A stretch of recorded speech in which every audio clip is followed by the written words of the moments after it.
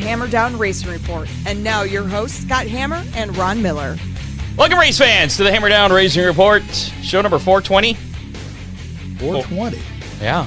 Oh, imagine that, Scott. I don't know what that means. Isn't it like Earth Day or something? Yeah, it's something. I don't know.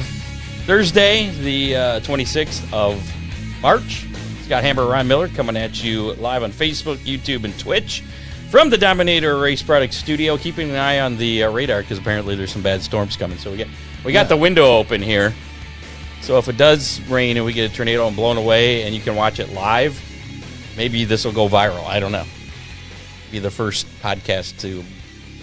Yeah. Probably not, though, because those Storm Chaser guys, they kind of do their live videos. Yeah, but they're more prepared for it. We're upstairs in a 2-story house. Yeah. So. Anywho, so if we do get some bad storms and we get disconnected, we do apologize. That's probably what happened, but I think we have a little bit of time before those storms hit, probably at least a half hour. But coming up on the show tonight, we will be speaking with Tommy Sanders, the Hall of Fame mechanic there for Bobby Allen, Brad Doty, Sammy Swindell, Doug Wolfgang. We had him on a couple of years ago, I think it was. Maybe it was last year. A couple of years ago. We talked to him, focused mostly on his years with Bobby Allen. We're going to kind of try and focus on his later years there after that. He had a little fallout with Sammy Swindell, too. Really? Yeah, pretty interesting story. I'm hoping we get to hear that. Hashtag DCR if you want a chance to win the final Hammer Down Racing Report sticker here. Hold on, let's bring this down. There we go. This one right here. If you want a chance to win that, type hashtag DCR in the comments of the Facebook Live or the YouTube Live or the Twitch, whatever. We'll do that drawing at the end of the show, assuming we're still here and on the air. And also coming up later on, we'll be doing how many? Chance to win pizza from the pizza place formerly known as Big D's Pizza that has a new name that has not been released yet, plus a Speedy Sponsors sticker as well. And we have the 2026 Oakshade Raceway schedule. That's exciting. That we're going to debut. Yeah, there's some interesting things on there. Couple and one big interesting thing, especially with us. Yeah. Toward the end of the year, that looking forward. That just kind of came about the past 2 days. I was like, okay, I guess we're doing that. And you never even told me till I walked in the studio. Well, I wasn't sure we were doing it until this morning, really. Scott, everything just kind of came together. Stop. Dipman Motorsports delivers the performance parts racers need when they need them. From the shop to the racetrack, they keep you moving with everything from complete motors and carburetors to race-ready cars and dirt trucks. Backed by expert advice and proven high-quality components, Dipman Motorsports helps keep you competitive and chasing wins. Don't wait until race day to find the right parts or your next motor. Call 419-283-8580 or visit DipmanMotorsports.com. Dipman Motorsports, your trackside advantage. And if you have a great idea for a new podcast but don't know where to start, let Hammer Down Podcasting Services take the wheel. From studio rental to audio, video editing, hosting, publishing, branding, and even coaching, we provide everything you need to launch, grow, and manage your podcast like a pro. Or if you want to be like an amateur, we can definitely help out with that too. Whether you're starting from scratch or looking to level up your production, we've got the gear, guidance, and whatever to bring your show to life. Go to HammerdownRacingReport.com, click on Podcasting Services to get started today. Other sponsors of the show tonight: Oakshade Raceway, Dominator Race Products, Ron Miller Race Cars, Magic Moment Entertainment, and DCR Graphics. Will you be answering the phone if they call, or will it be one of our secretaries? I'm sure we have a whole call center for that set up. Okay. I thought that was it. And the Hammer Down Race Report sticker, I forgot to mention, that's courtesy of DCR Graphics. You can get these from DCR for $5 too. Slap them on your car, be part of the Hammer Down Army. And we will report on your finish each and every week if you're a racer there. Let's do our racing roundup here before we get to Tommy Sanders. It looks like he's already connected. He's standing by, so we will get to him momentarily. In the meantime, it's time to talk about what happened this past weekend. Racing Roundup. Or in this case, what didn't happen. Yeah, exactly. Attica Raceway Park going for attempt number 2 and 3, I guess you could say, to get the season going. Of course, they got rained out the weekend before. This weekend, they were pushed things back to Saturday from Friday. Originally, it looked good for Saturday, but then I guess too much moisture under the track, from what I understand. The grader was sinking. So they decided it was going to be unsafe to get things started. And a spoiler alert, things aren't working out well for this weekend either. No. For Attica. So we're going to have to wait yet another week. You won't be going to Attica this weekend. Well, if you are, you're not going to be watching much exciting. They might be working on the track. I guess that might be exciting. Probably admission be a little cheaper. Murray Bridge Speedway down in Australia in action. Saturday night was MMS race night. Ryan Jones, your winner in the 360 Ellis Sprint Cars. Joel Chadwick, winner in the Wingless Sprints. And Renee Feeler. We'll go with Feeler, won in the V6 Sprints. They have so many sprint classes. They do. Open sprints and LS sprints and But I know what a super sedan is now. You do? Yeah. Driver on the right side. Did you watch any videos? I have not seen videos of that. I probably should. But the Interstate Battery High Limit Racing Series in action, the Cactus Classic at Central Arizona Raceway last Thursday. Rico Abreu picking up the win. Tanner Thorson, the winner Friday night, and then James McFadden picking up the win Saturday. Back in action Tuesday at Vado Speedway Park, that simulcast on FS1. Right. I was tuning in for that. It was pretty cool seeing Flow on FS1 and actually live sprint car racing on I guess you could say, a national cable network, which is pretty darn cool. Picking up the win there was Aaron Reitzel. Good race. I only got to see the very end of that feature. Yeah, not bad. There was a lot going on. World of Outlaws Not Synergy Drink Sprint Car Series also in action Friday. It was the Sooner Stampede at Lawton Speedway. David Gravel getting the win there, and then he backed up that with another win Saturday night at the Creekadega 40 at Creek County Speedway. So good weekend for David Gravel. World of Outlaw, he made a comment too, and I wasn't really sure about that, about the High Limit Series on FS1. Something about how'd that go or something. I don't know if he was being sarcastic. I didn't quite understand that. It was just a social media post. Did you see any? There were a couple of little blips of the grandstands. Like I said, I only caught the very end. Was it I saw a little late? Yeah, looked really bad for that. I wonder how much tickets were for that. I don't know. Tuesday night.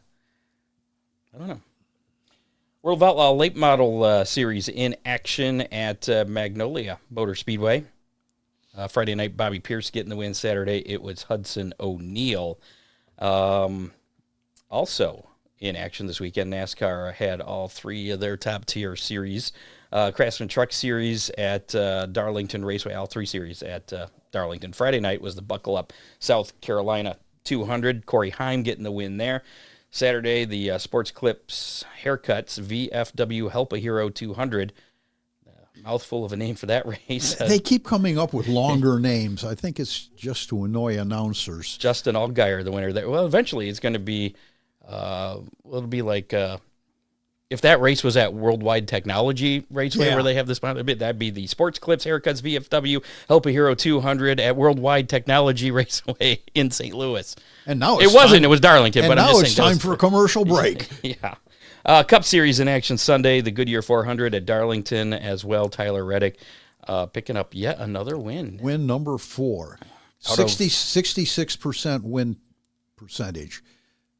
That's 4 out of 6. That's pretty good. Not too bad. I read some, was reading some things about that saying, is this going to make the season boring because Tyler Reddick is too good? Or, I mean, did people say that when Dale Earnhardt was so dominant, or Jeff Gordon? No, not at all. Well, I did because I wasn't a Jeff Gordon fan, but I guess there's that. Some other notes. Rusty and Carter Schlenk traveled down to Blackwater Speedway in Florida, and Friday night Rusty set a new track record there, finished second. Carter finished 12th in the feature there. Then on Saturday, Rusty broke his own track record and won the feature. So a pretty good weekend for domination race cars there. Carter finished 10th on Saturday. I think I saw that at least the Saturday feature paid $7,000. So I think that was that the Hunt the Front series? I think so. I saw that, and I believe they're on their way to Oklahoma this weekend. Yeah, I think they're there. Are they? Okay. Whether it's late model, modified, or street stock, every body part counts. That's why you should choose Dominator Race Products, the go-to source for hood scoops, roofs, wheel covers, nose and tail components, body fasteners, and more. All engineered tough for the track. Order online anytime at DominatorRaceProducts.com or call 419-923-6970. You can also visit your local reputable race shop, such as Ron Miller Race Cars, and for quality parts that keep you dominating the field. Trust Dominator Race Products. And Oakshade Raceway. We have that scheduled. We're going to be going through that after we talk to Tommy here a little bit. A few surprises there. A few, there's some a little bit different things, and some things that aren't so different. It'll be we'll talk about that though. 2026 race season is gearing up, and there's going to be some interesting things going on. But of course, you'll have the regular mainstays such as the Barney Oldfield race coming up on where is that day? June 20th, with the featuring the American late model Ironman series, and then the 10,000 to win birthday race, part of the Summer Nationals there, the penultimate event in that's July 11th. Season kicks off on May 2nd with the Bill Reckner Memorial. Right. And I just updated the web. You can see the first 3 events. So if you want a little spoiler, if you go to oakshaderaceway.com right now, you can see one of the new events because that's going to be on opening night. Really? Yeah, which we'll talk about here in a little Producer Dave says that Rusty won the ULMS series. That's what Ultimate Late Model Series. But I think that Joyner was there because I remember watching some of that race. And they had 2 announcers. One guy sounded really professional, and then the other guy a little less professional, and always just talking about Joyner and wherever he was. So that's why I thought that was a Hunt the Front thing. Oakshade Raceway, we're the fastest meet to race, oakshaderaceway.com. We'll have that full schedule posted shortly after the conclusion of the show, too, after we go over it. So there you go. How about we bring in our guest, Hall of Fame mechanic here, Mr. Tommy Sanders. Let me get this off the screen. Tommy, how's it going?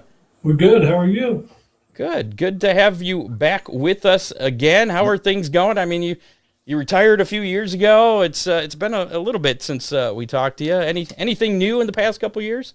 Well, I play a lot of golf, I can tell you that.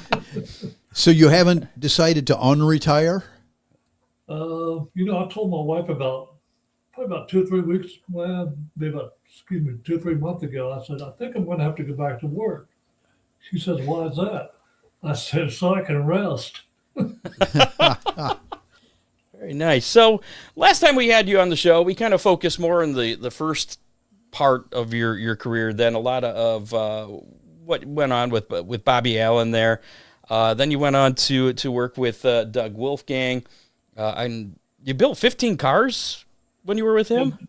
Well, when I went to work for Doug, that was in, actually the winter of 77, beginning of 78. And we decided to build some cars that was under the name Winners Incorporated. And of course, Bill Smith owned it.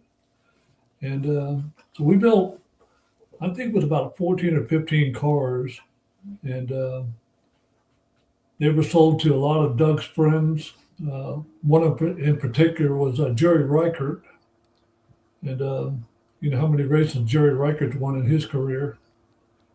A lot. And, to have someone like that drive a car, but I think Jerry Franston, I'm thinking, was one of them. I can't recall where they all went to. Let me ask you this, because everything I've read and about you and all the cars you pretty much had a hand on, you had a lot of success. Were there any Any incidents where you just didn't have any success with any particular owner or driver in a sprint car you worked on? The only time was Gary Howard from California. He moved back to Ohio, and I was out of a job, and he got me to come work for him. He had an Osborne car, and wound up, we didn't have any success with that car whatsoever. Now, we only ran the thing like 2 or 3 times, but no, that was probably the only time in my career that we didn't have any success. Now, It was a throw together deal, and it wasn't very good.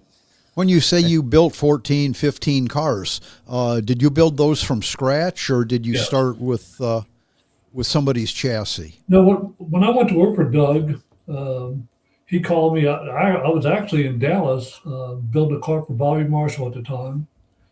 And Doug called me up and he says, hey, he says, I got some money from Vice Grip.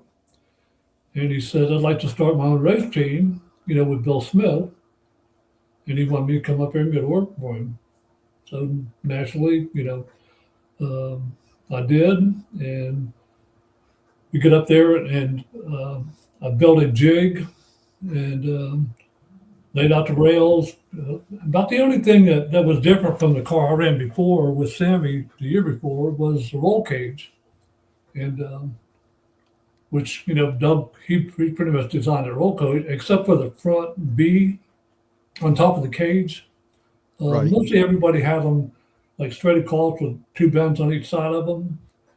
And I got to looking at that thing and I said, there's a lot of drivers that hit their heads on front of the cages.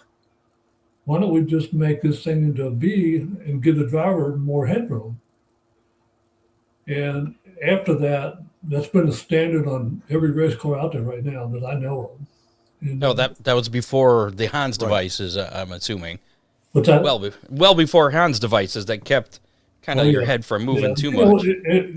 And I'm sure it's helped, save a lot of drivers from, hitting their heads and Well, and it was a triangle, Scott, and triangles are strong. Geometry. yeah. Well, that and I think I was one of the very first cars to ever have the A-frame behind the driver's, head. And Right. you look at every race car out there right now, they all have that A-frame. And a lot of when I was working for Bobby Allen, we had an X behind the driver. And when I built that car down there for Sammy, I wanted to have something different. And another thing I changed was Bobby had the top rail bend down to the torsion tubes. So I made it just cut off, and then I had a rail going straight up to the back of the cage, which made the car a lot stronger. And so there's quite a few things that I've changed and that have helped drivers and helped cars and there was one thing that I did was I made some clevises and I sold 50 of them to Gambler Chassis, and they started putting them on every one of the race cars at that time. So it sounds like your innovations are still in an awful lot of race cars. Yeah, there's still, I look at a lot of cars and I go, I had something to do with that, so, and it makes me feel good. It's I was part of the innovations back then, and but right now, if you look at all the cars, they're all about the same. To me, I enjoyed building a car from scratch. We built not only the car, we built the motors. We built the trailers. We had Sure. to fix our trucks up to be able to haul up and down the road. And I can remember coming to Fremont, Ohio with Bobby Allen, just him and I, with I think it was like a 61 or 62 Chevy pickup with a 6-cylinder. And it wouldn't go up and down the hill very, very fast. Now you look at the rigs that they have now, it's unbelievable. Good thing this part of Ohio was pretty flat. Yeah. Yes. One thing, and that kind of brings me to one thing I wanted to ask you. With all of your development in innovations in sprint cars, how important was the safety in the cars that you built and cared for over the years? And was there kind of a balancing act between safety and speed? I mean, was there anything you sacrificed for one or the other? We kind of knew where, like on the roll cages, we knew that we had to have a strong roll cage. And we're getting a little bit of a hailstorm, so it's a little loud here now. Apologize. We had we made our roll cages out of inch and 3/8, 120 wall thickness, because it was strong. And then I guess it was probably about 80 or 81, we started using an inch and a half 095, which was just as strong as the 120, but it was lighter. Just because of the thickness of the tubing. So we tried to make it light, but we tried to make it strong too. Sure. I mean, when Bobby and I built that first car back in the winter of '68, the next year we came out, I think we won 30 some races with that car.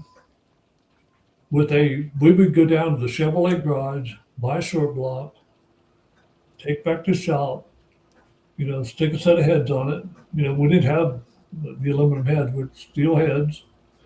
And we'd blow the dust off of it out of the crate, put an oil pan and a pump on it, and go race it. And we wound up winning, I think, 17 out of 21 races at Lincoln that year. Jeez. And but we were probably 300 pounds lighter than everybody else. Nobody knows this except me and a couple of my friends. And I built that car for Bobby Davis and Sammy. That was in '77. We went to Dallas, and we cleaned their clocks the very first night out. And somebody knocked on my door about 5:30 in the morning, and this guy Ernie DeCruz from Denver. He says, "Hey," he says, "Bob Trossel's down at your trailer measuring your race car." I said, "Well, I'm not getting out of bed at 5:30 to get out there and say something to him, Right after that, he went home and he built that lightweight car for Doug, and they wound up winning about 40 races with it that year. But so he knew that he had to get lighter, or he was not going to be able to compete. And so that made me feel good, because I know that very few people know that he copied my race car, but he did. How heavy do you think that car was compared to today's sprint cars? That car, when I built that thing, it weighed about probably 1,500 pounds. So it was pretty close to what we have right now. Okay. I had aluminum nerf bars. I had aluminum rear bumper. All the radius rods were aluminum. I had lightweight tubing, like all the uprights and everything. They were all inch and 3/8, 083. It was light. And back then, 1,500 pounds was a lightweight car, and where everybody else was 1,850 to 1,900. Now, was it more expensive to do that back then, to have that lighter car, to use those materials? It was cheaper, because we could find an aircraft place that you could buy that aluminum tubing cheap. And the same way with the chrome alloy tubing. And because a lot of the aircraft tubing that we bought was, it may have had a little bit of age on it, but it was still good tubing. And but it really didn't cost anymore. Now when I built that car for Sammy, and that was in the winter of '76 and '77. I built that car with a conduit bender. Now, for electrical? Okay.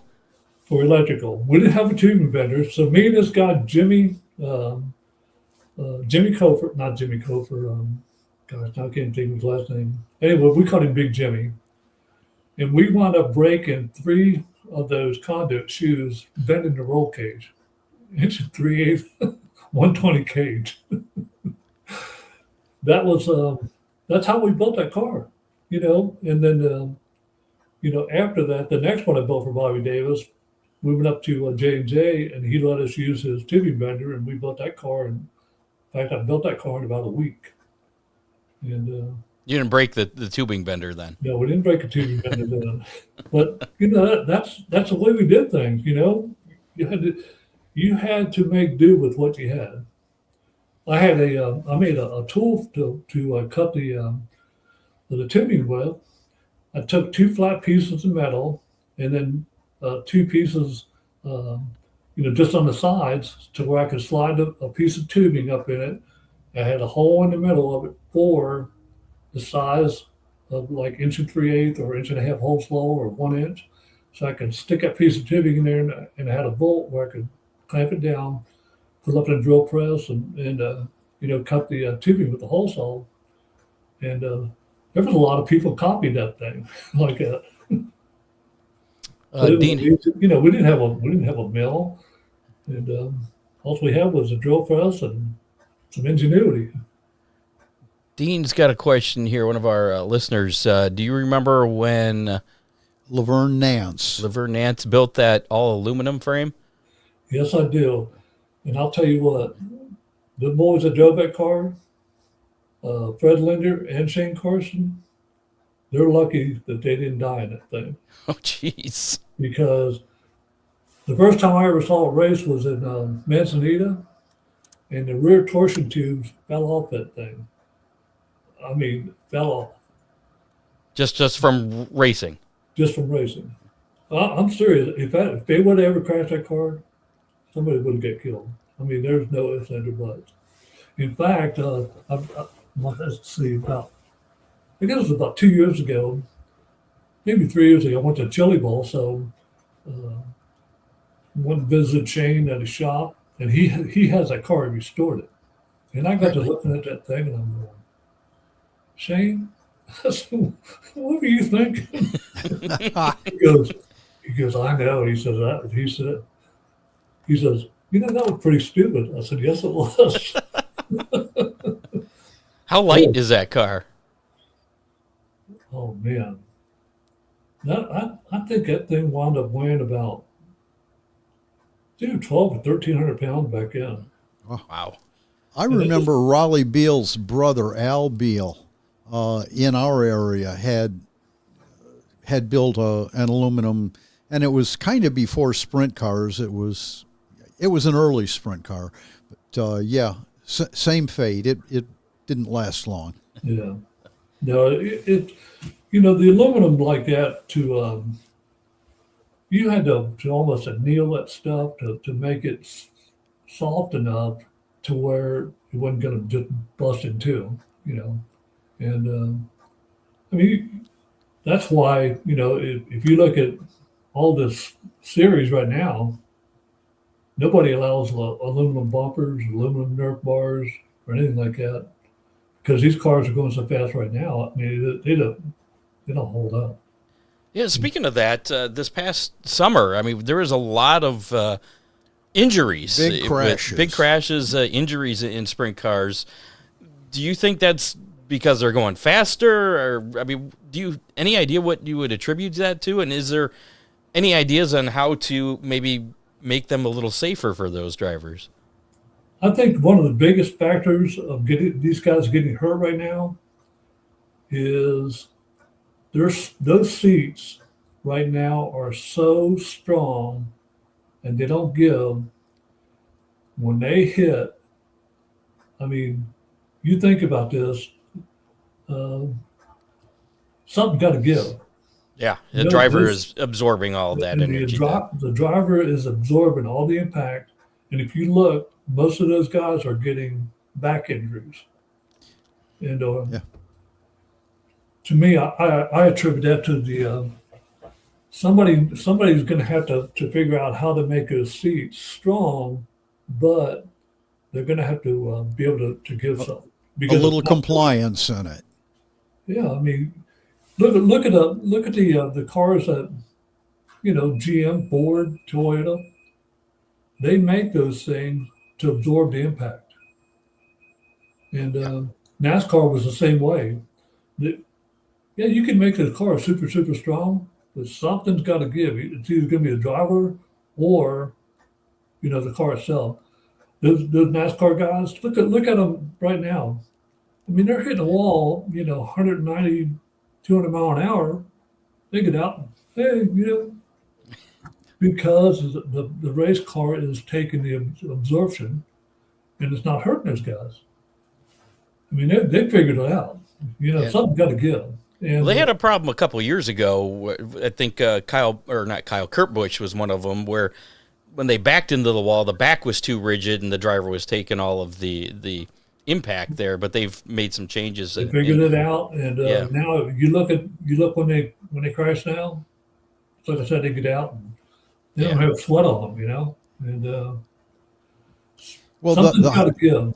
the Hans devices have helped with frontal impacts, but a sprint car, when you're tumbling down the racetrack, your head's bouncing off of all kinds of stuff. So yeah, that and back, and I think like what Tommy was saying, that's the big issue. Right. Any maybe that's something you wanted to get back to work. Maybe you could come up with a new design for a sprint car seat. One of the things that I think that the high limit, what it should be mandatory across the U.S. and Australia, New Zealand, is the halo on top of the cage. You look at how many guys they're laying upside down. You got another car runs into them. Brian Clausen, there's a prime example.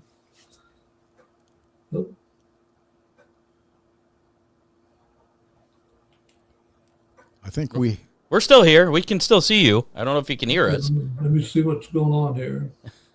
Oh, here we go. I'm sorry. All right. That's all right. Okay. Computers. But if you see what happened to Brian Clausen. Right. Well, he was there. Oh, the weather is not our friend tonight, Scott. I got a hunch that's the problem. I don't know. Well, we'll see if we can get Tommy back here. We'll see if he can get reconnected here momentarily. In the meantime, again, a reminder, we'll do that how many, and also we have the Oakshade schedule to coming up shortly. Go over, as well as some racing news. But hashtag DCR if you want a chance to win. One of those. Microscopic right now, but this right here will get you in.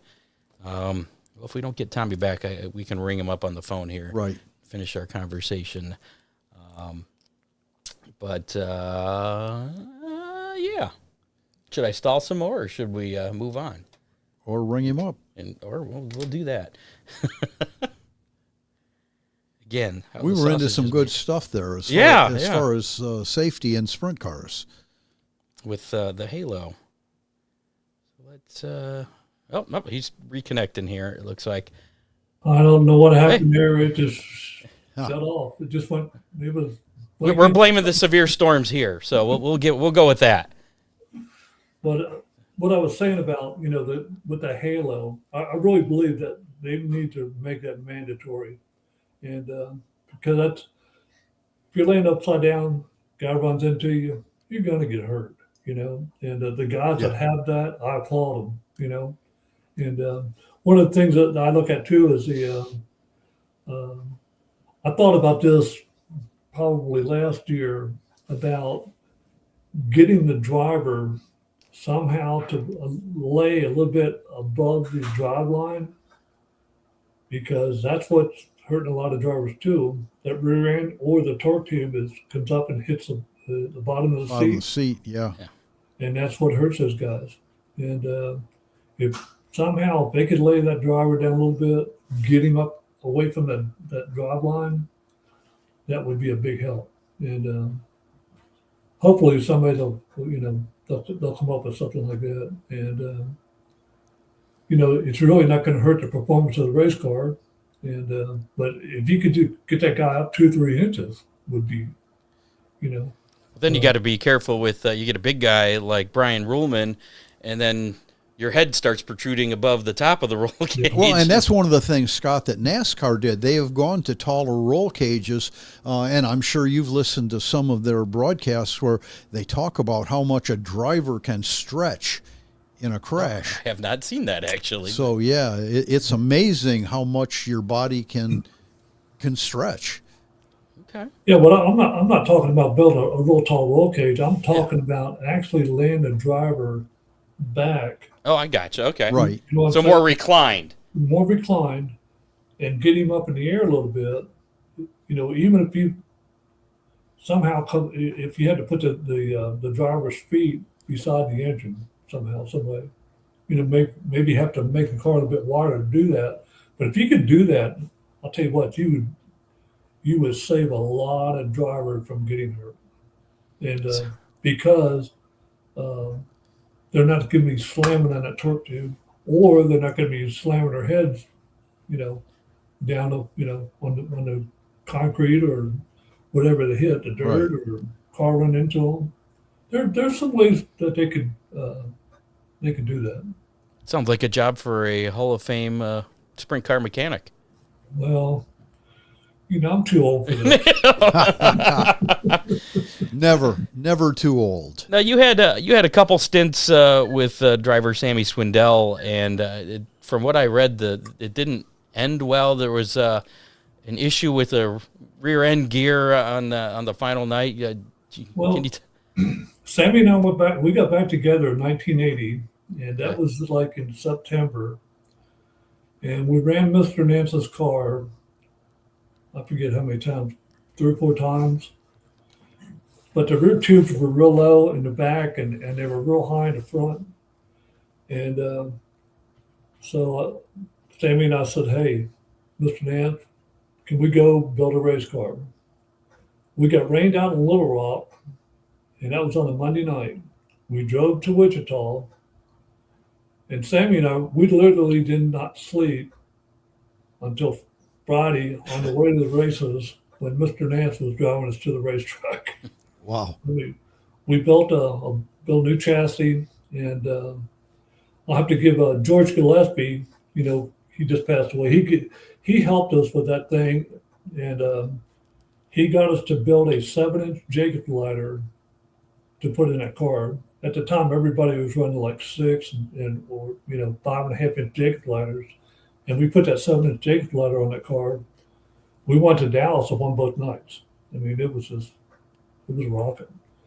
We wound up winning 16 races that year, from September to November. We came out the next year, won quite a few races, and went to Boone, Iowa, and had fast time, won the heat race, won the trophy dash. So I went to get the gear to put in it for the feature, and I couldn't find it. So Sammy, I said, "Where's our gear at?" But, you know, he said, "Well, I let my brother Jeff borrow it." I said, "We need that gear." I said, "That's the gear we need to put in for the feature." "Oh, no." He said, "I'll go borrow one. It'll be okay." I said, "Probably what's going to happen is we borrow gear, probably the thing will break." Sure enough, we're leading the race. About 3 or 4 laps to go. We had a half a lap on them. Bam, quick change gear busted. I didn't say a word. We got back, pushed it up on the trailer, going down the road.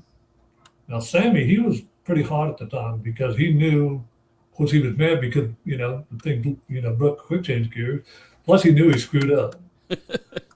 So we're going down the interstate about 100 miles an hour. Now, I had my wife with me at the time. I said, "Sammy, slow this truck down." So what are you trying to do, kill us? Well, his girlfriend at the time, Amy, she turned around and said something smart. And that was the end of it. I said, "Sammy," I said, "you stop this truck right now." He pulled off the side of the road. My wife and I, we got out. I said, "You didn't kill us." We hitchhiked back to Des Moines, and about probably 10 minutes later, Jeff Swindell picked us up, took us back to Des Moines. I got on a plane next morning, went home. And that's how that ended. But then, when we kind of sorted things out, and I wound up building a race car for when he was driving for Channel Lock, and that was in '97. 97, yeah. And He that was won he won the championship that won year. the In World that, Outlaw Championship with that car, and he was fast wherever he went. and that was another one of your accolades. You got the builder / manufacturer of the year award that year. Yeah. It's I always got along with the drivers pretty well, but I always seem to have trouble with either the drivers' wives or the owners' family for some reason.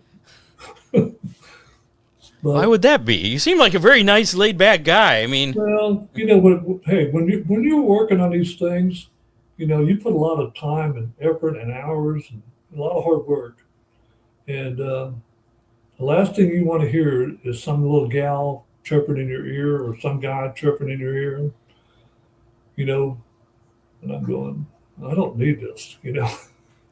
Why don't you try this? well, didn't I see that the first time you were actually fired, you were working for Al Hamilton, and I think the story goes on about you didn't get along with his son or something. Yeah, I didn't get along with his son at the time, and I told him, I said, hey, you either tell him to, get off my back or I'll do something different. And we went to Middletown, New York, won a World Outlaw race up there, and got home. And Monday morning, he called me into his office, and of course, he's not gonna fire his son. Yeah. So he said, maybe it's time for you to do something different. I said, okay. And then I went to work for Gambler Chassis, and I was there for almost 18 years. Didn't most of the drivers that you've worked with at one time or another run Gambler chassis? Man, just about. I mean, probably the only guy that didn't was Bobby Allen, and but everybody else that I've worked for, they all ran gamblers, at one time or another. And what? I look at this. I told my wife this one time. I said, God had a plan for me all the way through when I was 8 years old, all the way up to my current situation. He worked something out for me all the time for the better. When I was that gambler, and my boss and his wife were going through a divorce, and it wasn't helping the company whatsoever. I said, hey, maybe it's time for me to do something different. So I went to visit Stu Murray, which from Wirtgen, and we were good friends. We'd travel back and forth a couple times to the races, and he'd been wanting me to come down there to visit his shop. So one Friday afternoon, I drive down to Antioch, it's about half hour, 40 minutes away or something like that. So we're sitting in there, we're talking about races and, race cars and this and that. And just out of the blue, I said, you got any jobs open, Stu? He looked at me like, what? Because he knew I was in racing all my life. He says, I don't have one, but I'll make one for you. So that was the end of August. I said, well, first of all, I said, let me pray about this first. And that was the end of August. And then about the second week of December, he called me up and said, hey, you coming to work for me or not? Huh? And I was home at lunch, and I had a Bible laying there on my coffee table, and I flipped it open, and I started reading it. And I started reading Micah 4:10. It says, you will go out in the field, and I will bless you. And that's what I used. I resigned the next day, went to work for Stu for almost 20 years. And, it was beneficial for me to make enough money to where I could retire comfortably. And it's like I said, God had a plan for me, all the way through my life. I grew up, I didn't have a dad. My dad died 8 months before I was born. And my mom raised 7 of us, never got remarried. And we were poor. I mean, dirt poor. I I never had a TV until I was like 15 years old. I had no idea what, I mean, I would go to my friend's house and, watch TV or something, but we didn't have a TV, we didn't have a telephone. Uh, I guess that's probably one of the reasons I don't watch a whole lot of TV and stuff right now because I didn't grow up on it, And that's probably what a lot of people need to do with their kids right today. And phones. So how did you get into racing then? I mean, I know you got into it at a very young age, but what pulled you into the motorsports? What led you down that path? Yeah. Just like I said, one day I was probably about 8 years old at the time, and this guy Ken Appler was towing Gene Goodley's car up, and he moved about a block from my house. And I was looking at that thing, and I had to go see what that thing was. I followed it for 2 blocks, just running after it, And so they unloaded it, put it in the shop, and I started hanging around. And I was pretty much a gopher. Go for, Right. sandwiches or drinks or whatever. Because there was a bar about 2 blocks from my house. I'd get down there and get them sandwiches. And, pretty soon I was sweeping the floor. And they'd let me change the gears and do this and that. And that's how I started. And The rest is history. yeah, the rest is history. But I've been, I've been blessed. I mean, I was probably a pretty hard nosed growing up, and I didn't take a lot of crap off of people. Probably not the best thing I did in life, but nobody messed with me. It's probably why all those drivers' girlfriends didn't get along with you. Yeah. Some of that stuff was pretty, I don't know, pretty stupid. And if I would have thought about it, back then, I said, hey, let's just go on to the next race. And but just like I said, God had a plan for me, and He kept moving me to bigger and bigger and better things. And I've worked with some tremendous race car drivers over the years. Oh yeah. Was it Bobby Allen, Doug Wolfgang, Brad Doty. Ronnie Schumann, Keith Kaufman, and they're just about every one of them are in the Hall of Fame. Now, if you were still wrenching on cars, what driver right now would you most like to be working with? Either in High Limit or the World of Outlaws. I'd say overall, probably Doug Wolfgang. I'm serious. Okay. I mean, he was. I mean, not only was he was a hard worker too, but he was very smart, and he was a good race car driver. I mean, what about today's drivers? Who really catches your eye? One of them is probably Aaron Reitzel. Fresh off his win this past weekend, so. And then back in PA, Anthony Macri. Right. And of course, you've got on the West Coast, there's a plethora of good sprint car drivers out there. I mean, it's like they just keep producing them all the time. Look at the kids that came back to Fremont. Like the Macedos. Right. Buddy Copeland. I watched Buddy. That was in 2017 at Calistoga. I mean, he looked like a dart without feathers. But now look at him. I mean, yeah. He came back, and the Linders, they've helped those kids, and now they're top teams of superstars. Yeah, I mean, you got to, and talking about Fremont. The very first time I came to Fremont was with Bobby Allen. That was in first year of the All-Stars, and we won 100 lapper there at Fremont. And I think it was 1970, 70 or 71. And the next time I raced there was with Jim Linder. and that would have been like 2001. Shirley Keir, she called me up and she says, "Hey, will you come up here and help Jim?"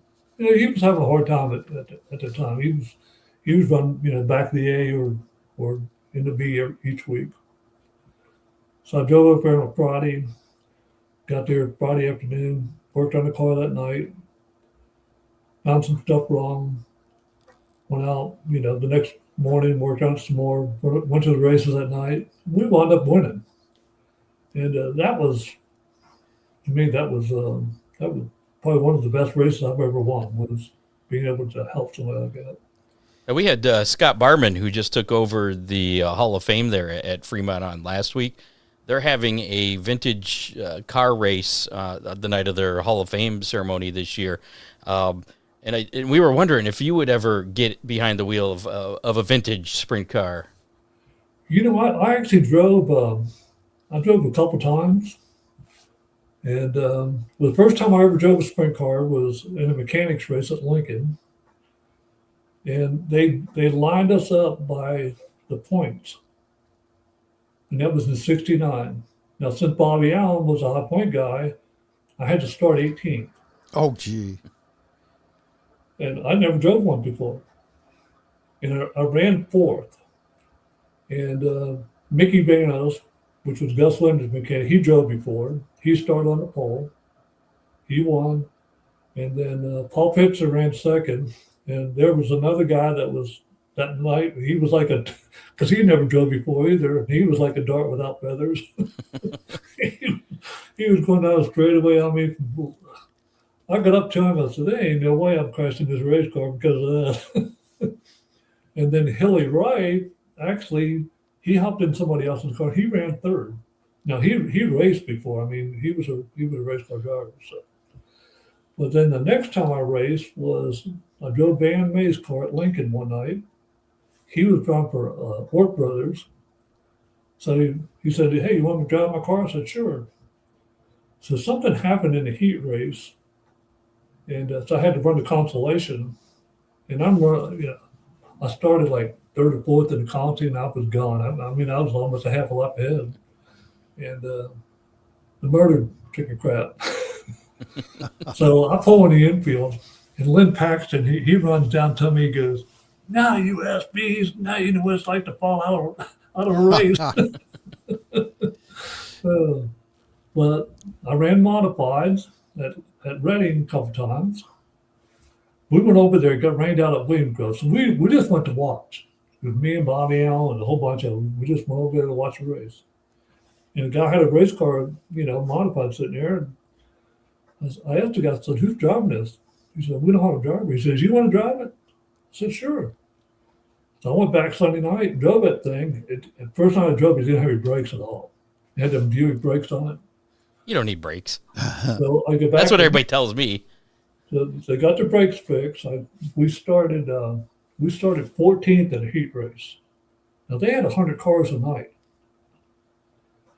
and by the probably, I guess about a third or fourth lap, I was up to fourth. And the guy that was leading it, we get down into turn one. The guy that was leading it, he's got that thing sideways. And I thought the other guys were going to go to the bottom. So I said, "I'm going to get these guys from around the top."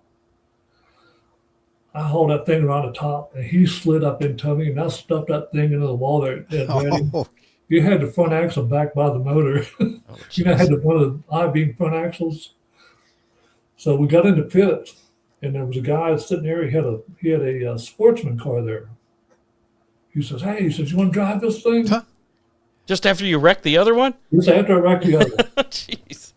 So I get in this thing, started 17th in the Conti, and ran fourth. And this thing only had a 350, and everybody else had 454s and 427. So he says, "What do you want to do to this thing?" I said, "I've got to be able to get off the corner a little bit faster." I said, "Because these guys are beating me down straight." I said, "I can pass a whole bunch of them through the corner."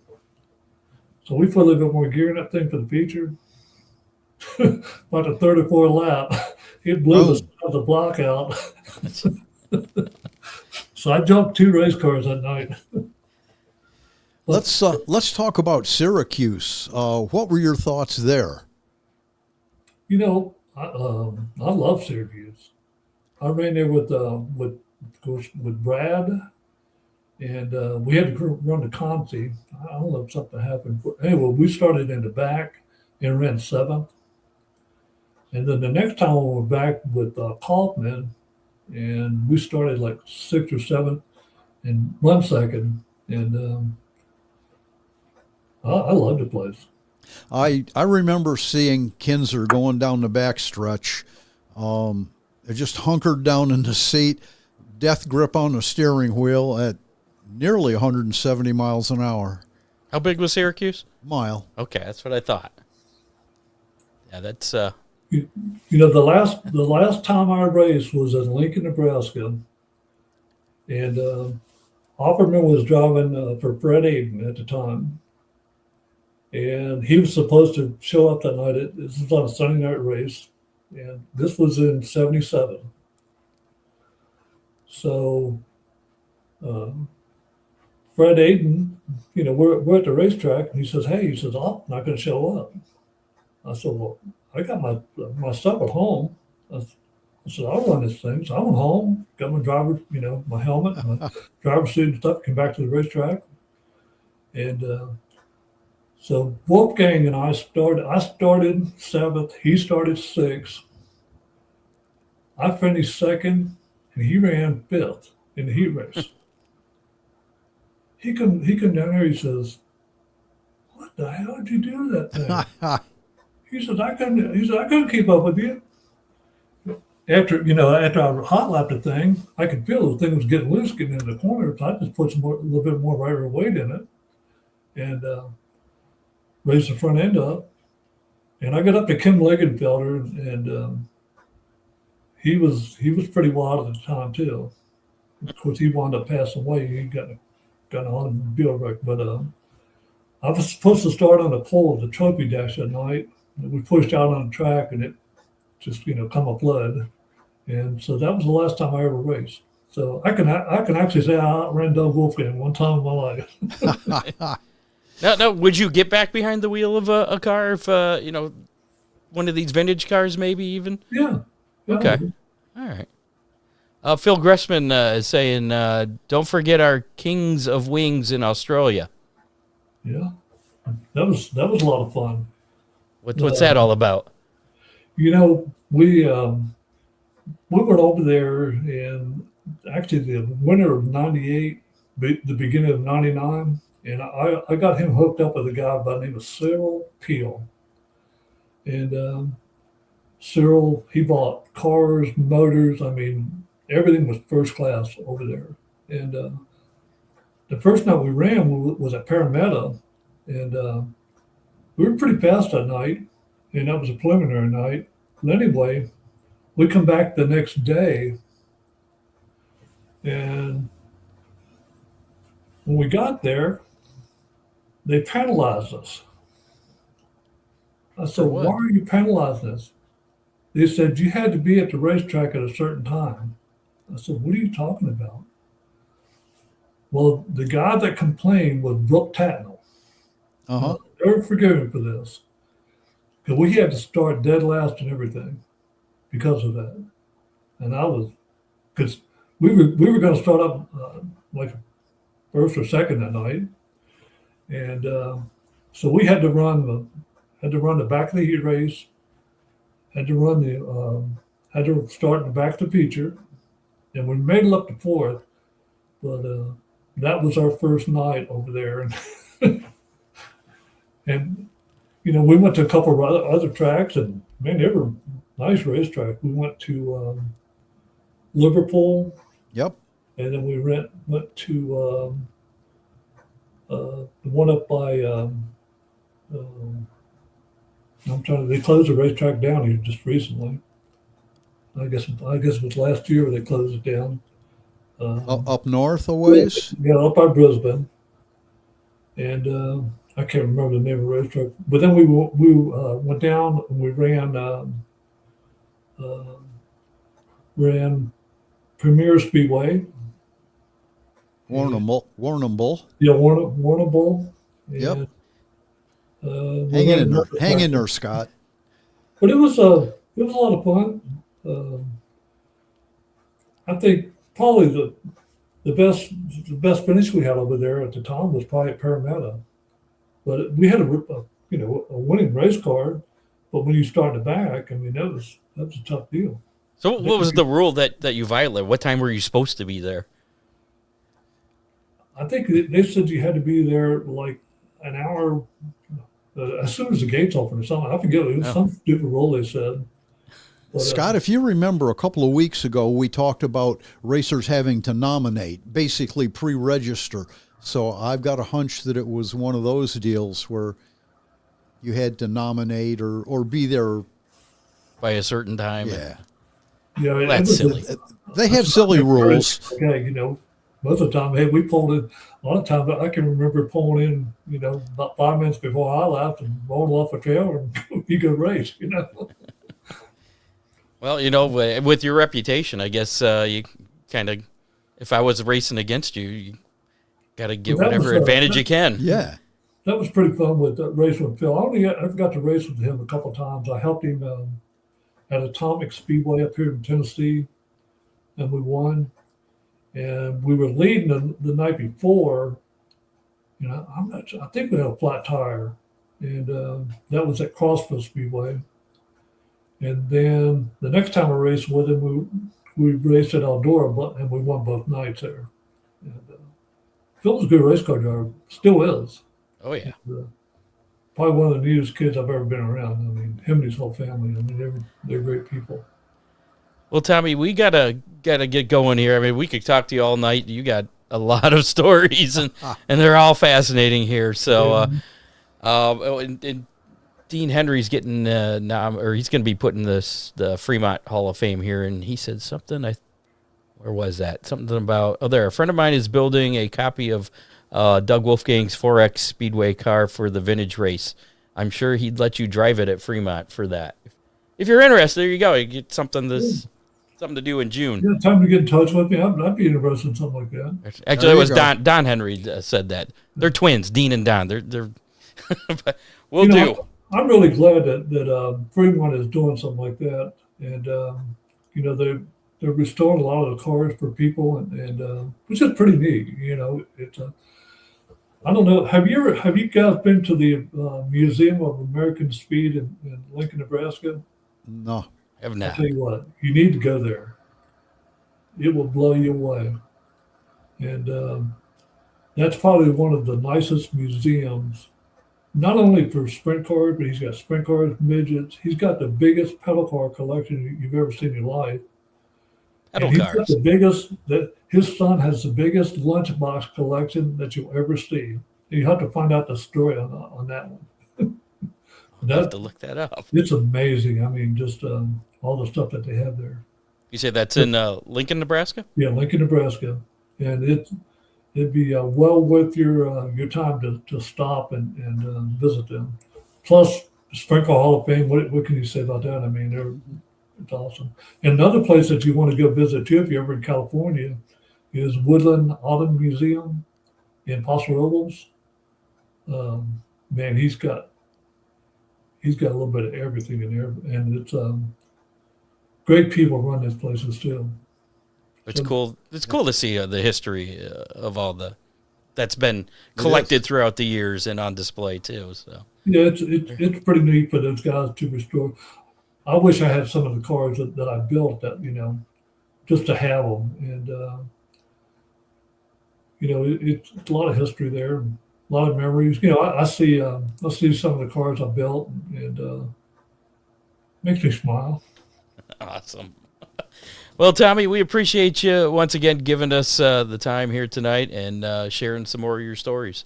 Well, thank you for having me on. I appreciate it, you and Ron, and God bless you guys, and have a great race season. Yeah. If it ever stops raining or being cold, yes. You're down in Tennessee, right? It was 86 today, 86 today, and beautiful. Well, it was 77 here today. And then in 2 hours it was 52 degrees. Yeah, and it'll be into the low 40s tonight. Yeah. And then Wonderful. my grandson has a soccer game at 8:00 on Saturday morning. It's supposed to be like 39 degrees. Yeah. All right. So we're not the only ones getting screwed No. with the weather. All right, Tommy. You take care, and hopefully maybe you get to Fremont in June, and maybe we'll see you back behind the wheel. That'd be awesome. Yeah, let me know. I appreciate it. Thank you so much. You guys have a great If you time. get to Fremont and see a number 35 Fremont truck, stop by and say hey. That's his. do it. That's his. We'll see you, Tommy. Thank you. Y'all have a great night. Appreciate it, buddy. Bye. Thank you. There you go. Whoops. Tommy Sanders there. We'll use that view. That's good. Okay. Hall of Fame mechanic, worked many drivers and owners over the years, storied career. Yeah. Lots of accolades, lots of success too. Very cool talking to him again. Dean says he's going to give him a call about that. And Okay. sorry, Don, for mixing Dean and Don up.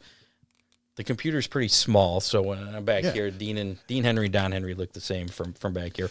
We got that Oakshade Raceway scheduled to go over here momentarily. Also, a reminder, we'll be doing that drawing shortly for the Hammer Down Race Report window sticker. One of these guys, hashtag DCR, courtesy of DCR Graphics. Put that in the comments and of the Facebook Live, YouTube Live, or Twitch, and you will be entered into that drawing. If you're looking for a wedding or event, I almost said welding. Yeah, well. I thought that was your read. I was going to say, wait, no. Looking for a wedding or event DJ you can trust, Magic Moment Entertainment has you covered.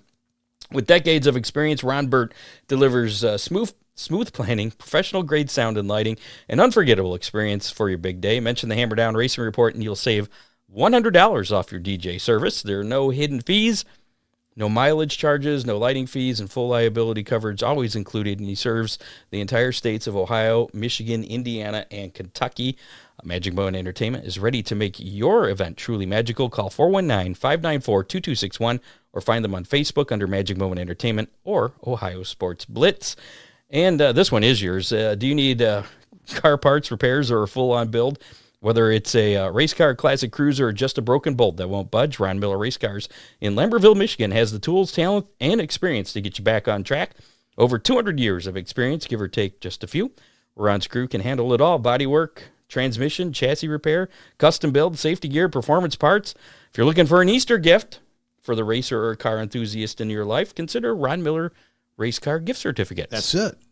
Give Ron a call, 734-856-7223, and see why racers and car lovers alike trust Ron Miller Race Cars, driven by experience, built for performance. And we got a little bit of racing. Latest racing news.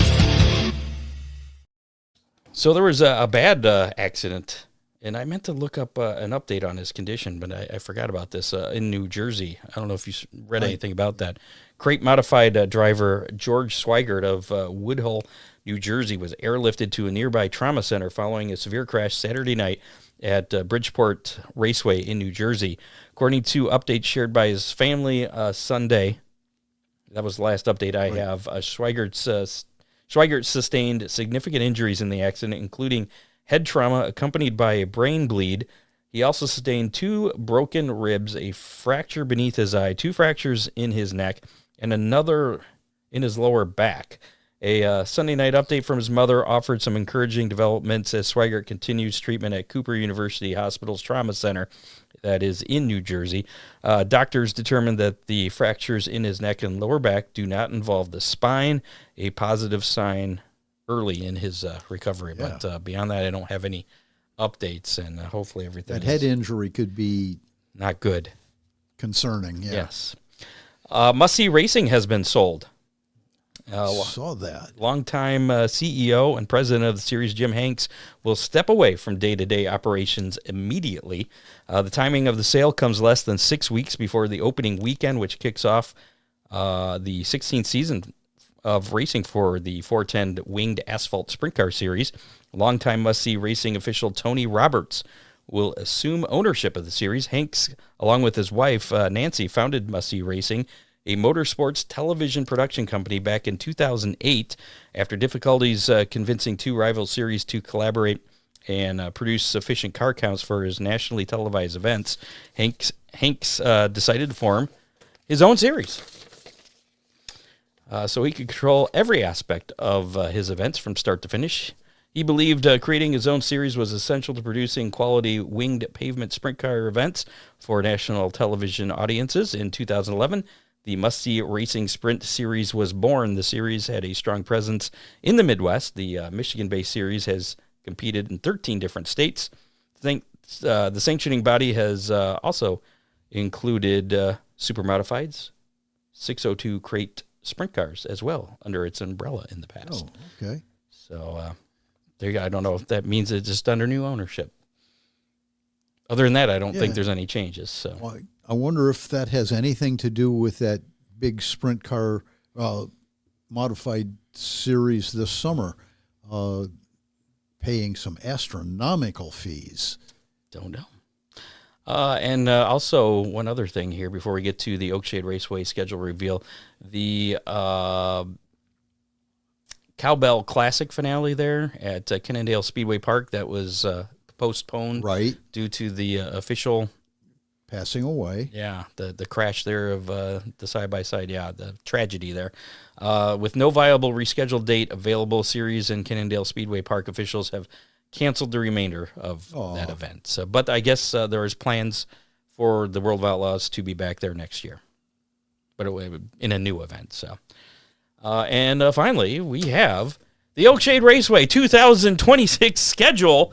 The highly anticipated 2026 schedule. Yeah, so let me adjust my seat here, and this could take a while. Yeah. Shush. So should we? We'll start here. We're going to share the screen. This you can't see this yet on the website, but it'll be there shortly. So yeah, of course, we've been talking about Bill Reckner Memorial as the official kickoff on May 2nd. Right. And the part that wasn't announced is, and this is kind of a new thing, the Sportsman Mods. It is going to be a combined event class of UMP Sportsman and UMP Modifieds. There's going to be, I believe, 7 or 8 of those events. I lost count. But the season opener will be the first of that. So it will be the Sport Mods. That's what we're calling it. It's just a combined, it's Sportsman using the regular UMP Sportsman rules at Oakshade Raceway, and the UMP Modifieds using UMP Modified rules. Running together. We did that a few years ago. I believe Dittman Motorsports sponsored that probably 3 years ago, and it was pretty competitive. I mean, it's kind of like the trucks and stocks showdown kind of deal, but for modifieds and sportsmen, and it worked out pretty well. It was pretty evenly matched. So. And along with that show will be the super stocks and the compacts. And the compacts for the opening night. And these sport mod shows will pay $1,200 to win. Every one of them? Every one of them. Ooh. Yeah. So then the following week, we got a full show being Dirt Car, Late Models, UMP, Sportsman, Dominator, Super Stocks, and the compacts. Another one of those on the 16th. Okay. And then we have another $1,200 to win Sport Mod show there on, or Sportsman Mod, I should say, May 23rd. Along with super stocks and compacts. Yep. Those are pretty typical. There's this one's going to be a little different, though. No, that one's not different. One of them's different.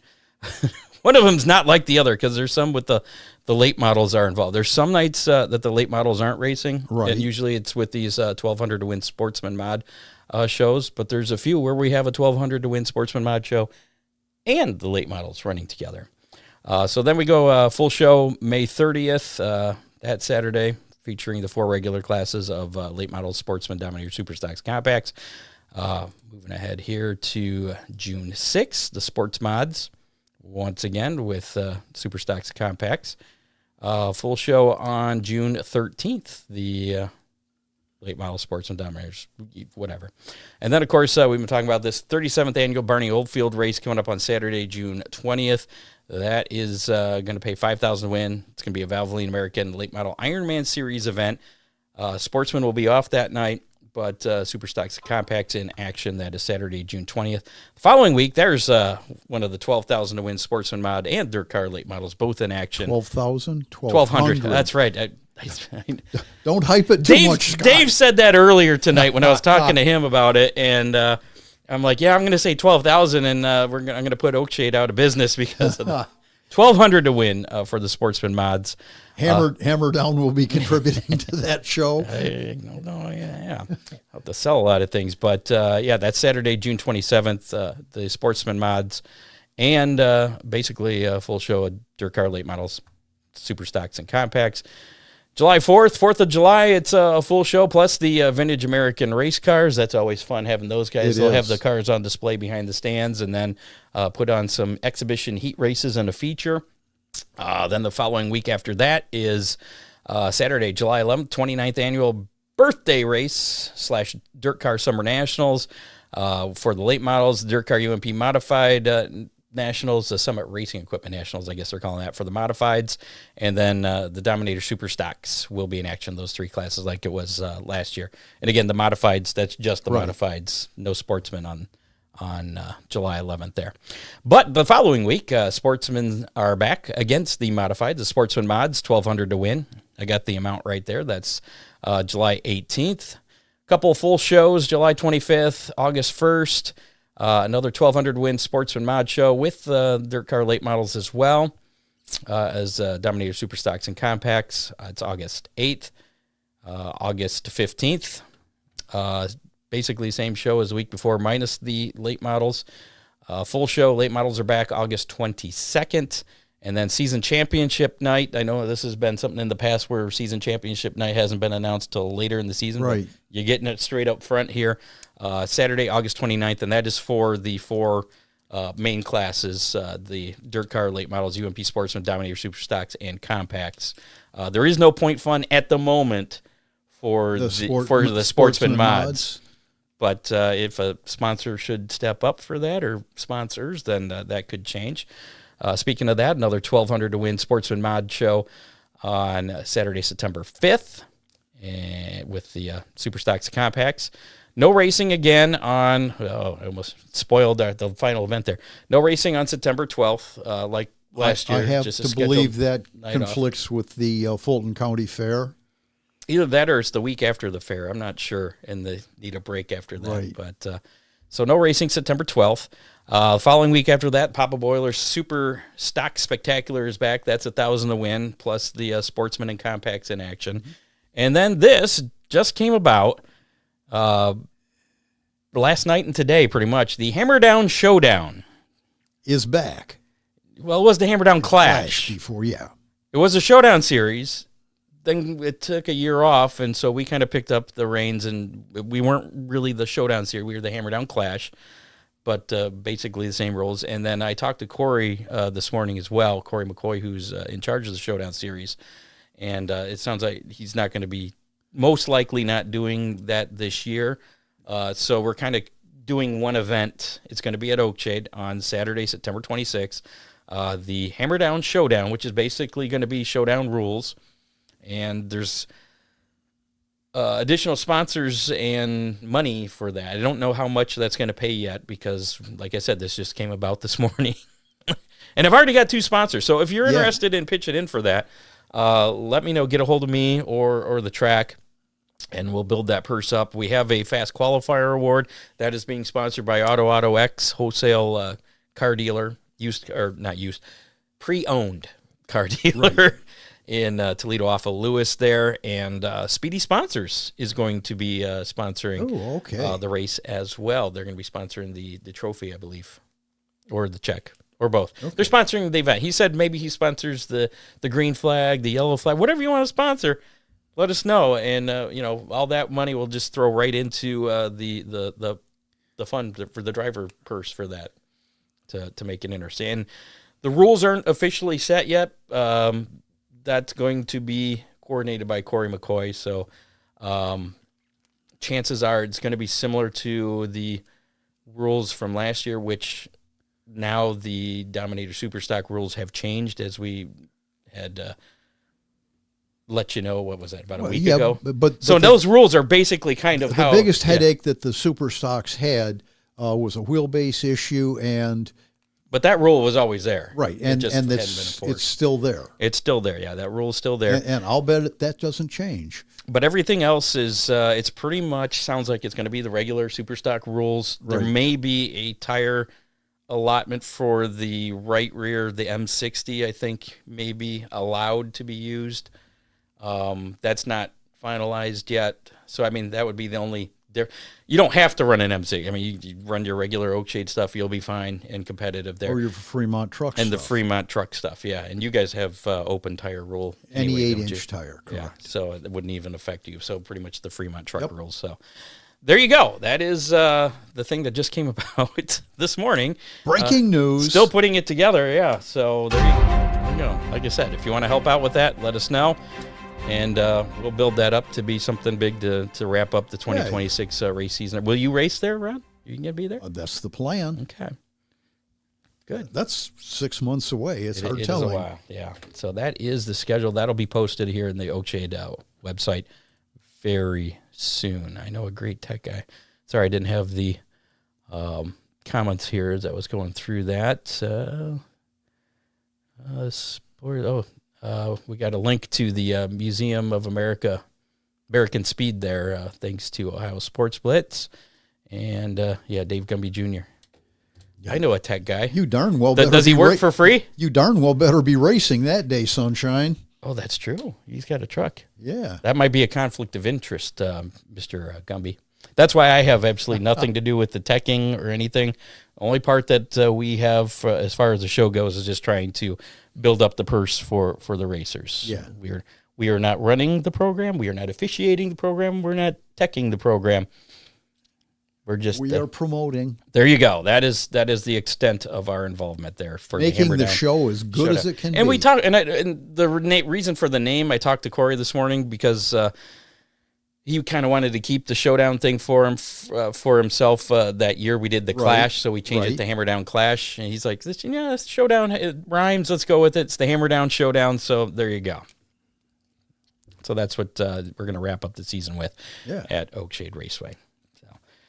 Pretty interesting, though, with the Sportsman mods. That's going to be interesting to see how that works out. It is. Yeah. I wonder what the ulterior motive is behind that.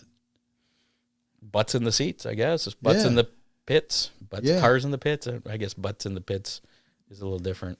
And people coming to watch because it's different. Yeah. We'll see how that works. I mean, I'm kind of curious. Oh, I think car counts for the Sportsman have been a little bit lean the past year, so this is kind of a way to maybe grow that. I don't know. Maybe there's going to be I'm just speculating here. There was no conversation with me or anybody at the track about this, but I mean, maybe at some point the Sportsman be phased out and a go-to modifieds. I don't know. I guess this is maybe just like an experiment. Getting your feet wet. Kind of see what happens. Yeah, see what happens. So it'll be interesting. And 1,200 wins, pretty. Yeah, that's a good purse for both those. You said there were how many of those shows? 7 or 8. Yeah.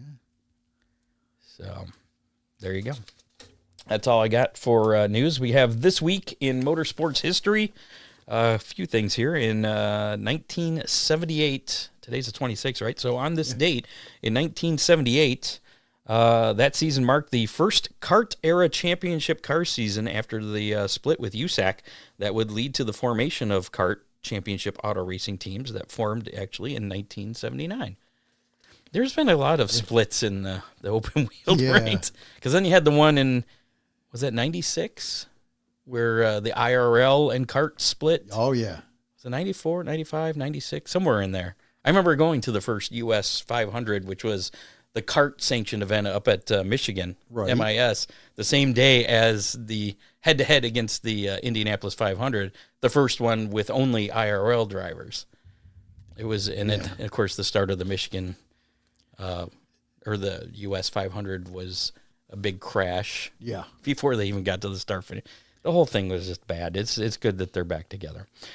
Cale Yarborough earned his final Cup Series win at Atlanta Motor Speedway, capping off a career that included 3 consecutive championships from 1976 to 1978. That win coming on March 27th, 1983.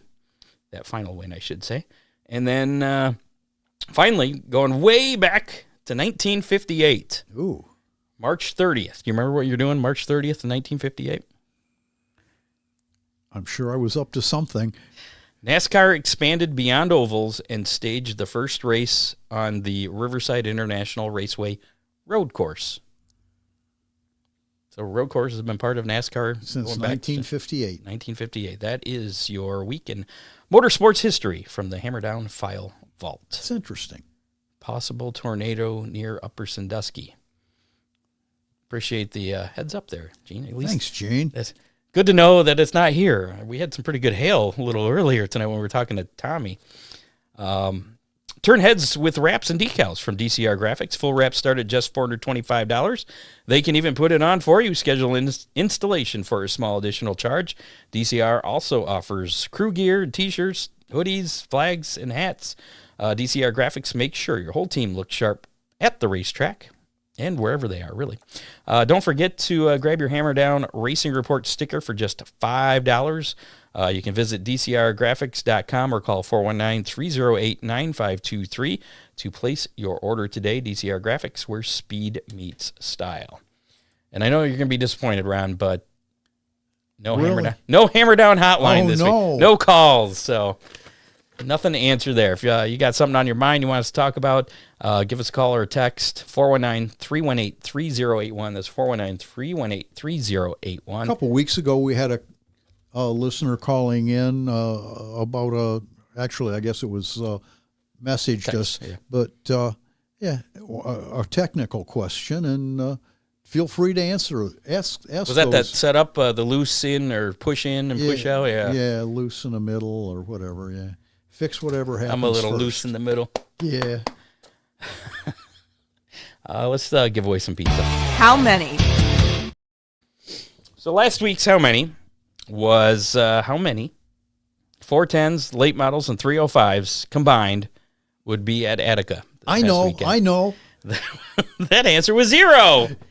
They did, and that was going to be this week's How Many until they canceled before, what was that, last night?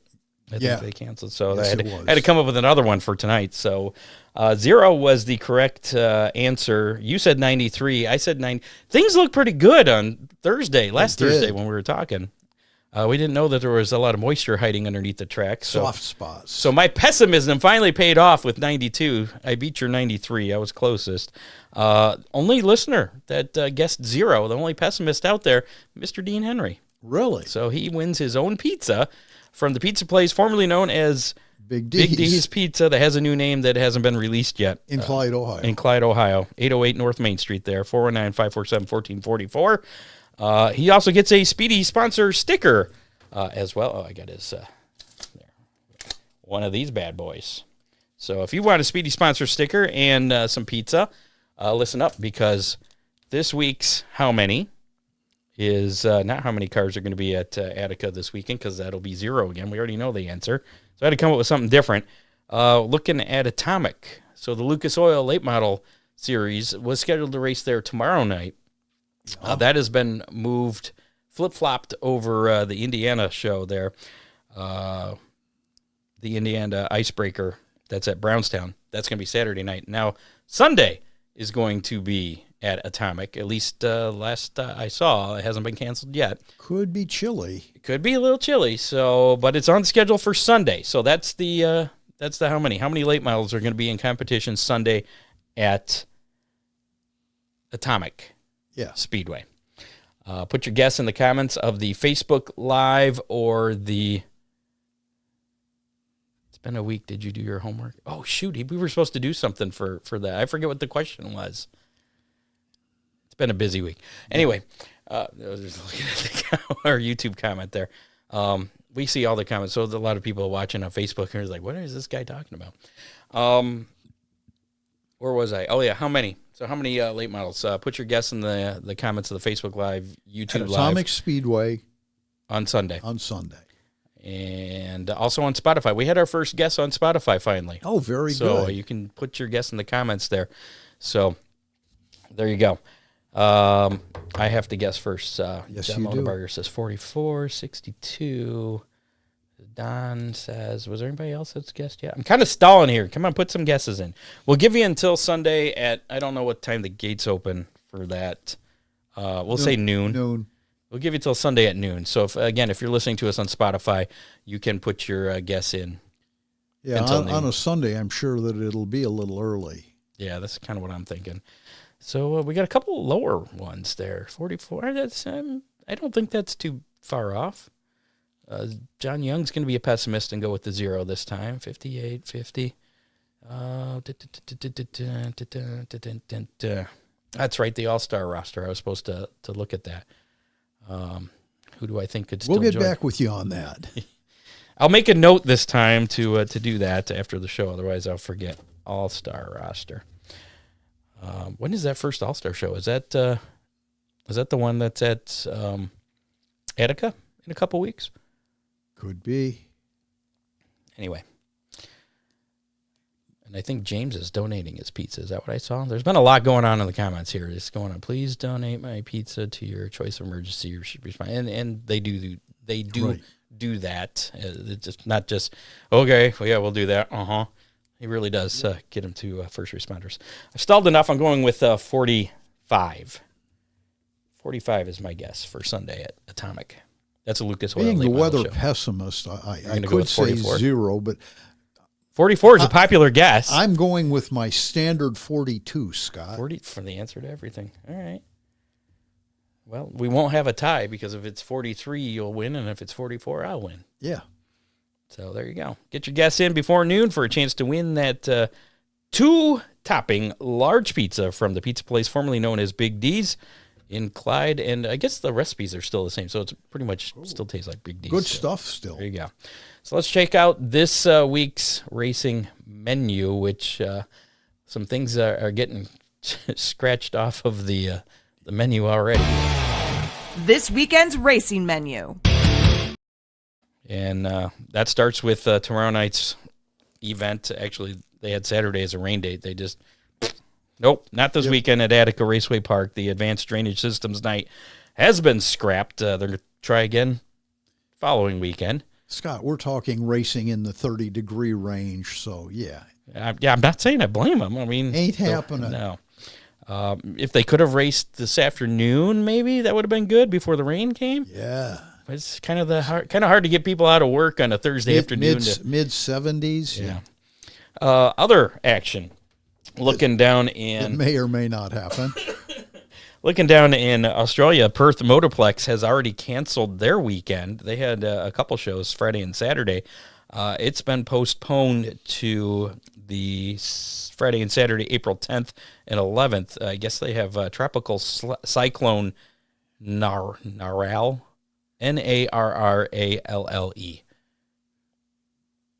Narrale, I guess.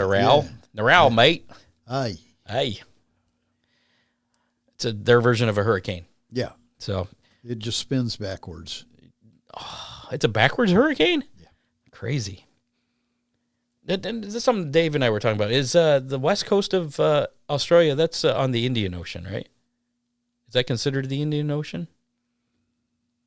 That's why I had the maps pulled up. I thought it was. I'm pretty sure that the west coast is Indian Ocean. That's what I just said. Oh, yeah, the west coast, yeah. Okay. I thought you were East saying Coast East is Coast. that's Pacific. Yeah. Okay. Anywho, so no racing at Perth this weekend. High Tech Oils Toowoomba Speedway, the New Trend Quality Homes Red Hot Shootout featuring sprint cars, wingless sprints, and lightning sprints happening. I believe that's Friday, and then Saturday, sprint cars, super sedans, and speed cars. Super sedans, those are those cars where they drive on the right side. Yeah. How would you feel, Scott, about racing Not good. sitting right next to the wall? Not good. I don't want to reach out and touch the wall. Yeah. Unless we turned around and we raced clockwise. No, they race the same way we do. They just put the driver. Now in Australia, on the roads, they sit on the right side. So apparently, they feel that race cars have to be that way, unless it's an American-made race car. Or a sprint car where you're in the middle. Right. Premier Speedway also scheduled for some action this weekend. Saturday is going to be wingless sprint speed cars and late models. Lucas Oil Late Model Dirt Series, the Buckeye Spring 50. That's what your how many's for this weekend. Originally scheduled for tomorrow night at Atomic Speedway. Now it is going to be on Sunday, the wait a minute. What is this weekend? This is the 29th. Okay, yeah, that's the story. I'm thinking I'm a week behind. Yeah. So it's going to be rescheduled on Sunday due to the unfavorable weather conditions. The Indiana Icebreaker at Brownstown Speedway will be Saturday then, just before that, on the 28th. I wonder if they took a note from the All-Stars working together a few years ago and said, oh, this isn't going to work this day, so I'll take it. Yeah. Well, they just kind of flip-flopped. Yeah. They just went from Friday to Sunday. Yeah. So now the weekend will start at Brownstown and then go to Atomic. Yeah. The Interstate Battery High Limit Racing Series in action with the Route 66 Motor Speedway in Texas tomorrow night, and then off to Dodge City Raceway in Kansas on Saturday. World of Outlaws NOS Energy Drink Sprint Car Series, they're going to be running the KC Classic at US 36 Raceway in Missouri tomorrow night, and then it's the Tallgrass Tussle at 81 Speedway in Park City, Kansas on Saturday. World of Outlaw Late Model Series, it's the Chattahoochee Clash at East Alabama Motor Speedway. That's in Plain City, Alabama. That's going to be Friday night. Then it's the Billy Clanton Classic at Sonoya Raceway in Georgia on the 28th, Saturday night. Firestone Indy Next Series Grand Prix of Alabama Race 1 at Barber Motorsports Park will be Saturday at 1 p.m., and race number 2 will be Sunday, March 29th at 11 a.m. Both those races will be on FS1 this weekend. And you got the NASCAR O'Reilly Series, NASCAR O'Reilly Auto Parts Series. The I believe that's mouthful. No, I believe it's supposed to be Napa. Oh. He's got NFPA, or I typoed. I think it's the Napa 250 at Martinsville on Saturday. That'll be at 3:30. The Napa Auto.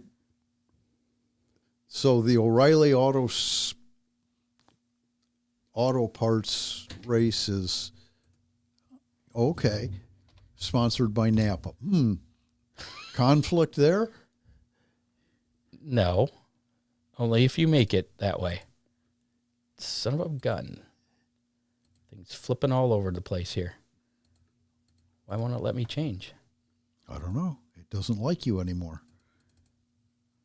Weekend schedule. Here we go. No, I guess it is the NFPA. It wasn't a typo. I don't know what that is. I don't either. It's the NFPA 250. All right. Take that back. At Martinsville for the NASCAR O'Reilly Auto Parts Series, I gave Napa some extra publicity there. So you're welcome. Maybe you ought to hit them up for some sponsorship. I definitely should. NTT IndyCar Series, Children of Alabama, Indy Grand Prix at Barber Motorsports Park. That'll be Sunday at 1 p.m. That'll be on Fox. And then the NASCAR Cup Series Cookout 400 at Martinsville Speedway wraps up the weekend at 3:30 on FS1 Sunday afternoon. And that is your weekend race menu. And last call for the Hammer Down Race Report window sticker courtesy at DCR Graphics. Hashtag DCR if you haven't put that in the comments yet. This is your last chance to do it because we're going to do that drawing here right now. And if you already have, you're all set. You're good. No need to worry there. So before we do that, we'll give him a little extra time here and say thanks to producer Dave Kimmer for all he does, and our contributors John Young, Matt Swander, Dean Henry, and Bob Stazak. Make sure to like us on Facebook, follow us on X at Hammer Report, follow us on YouTube, listen to us on your favorite podcasting platform, including Apple Podcasts, Spotify, and iHeartRadio. Check us out at hammerdownracerreport.com.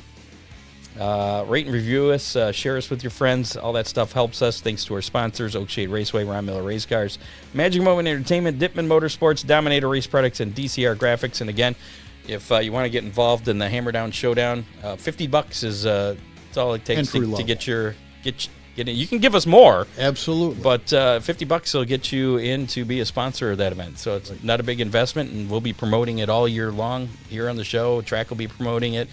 So you'll get your name out there. Join Auto X and Speedy sponsors as sponsors of the event. Just get a hold of myself. It'll be a fun show. It will be. I hope so. It's always fun, the dirt trucks and the super stocks. Now, is it a standalone?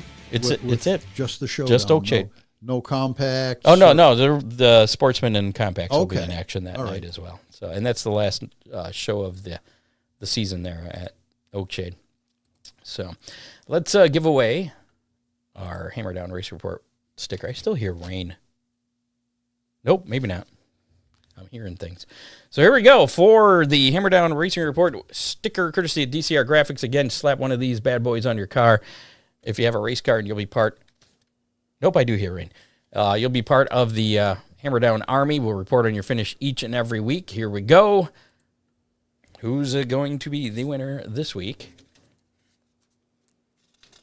You have 30 days to pick this up from Ron Miller Race Cars. Dean Henry! You know what? You already won tonight, so we're going to draw again. Once a night. Sorry, Dean. Sorry, Dean. Dean's already a winner. So we're going to draw again. We like to spread the wealth as much as we can.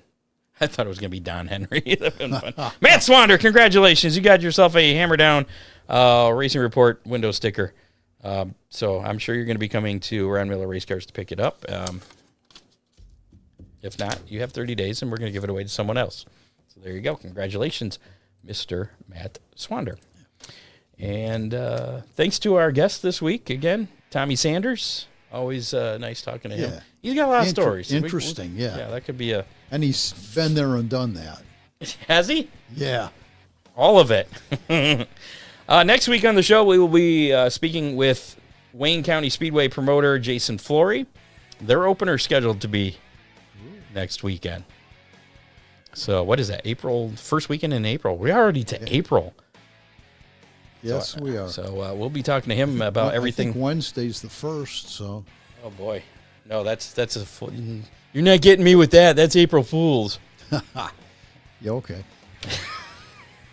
Yeah. So that's it for this edition. We'll see you next Thursday at 7:00. That's a wrap on show number 420 of the Hammer Down Racing Report. You have been listening to the Hammer Down Racing Report, available on demand on iTunes, Google Podcasts, Spotify, or your favorite podcasting platform.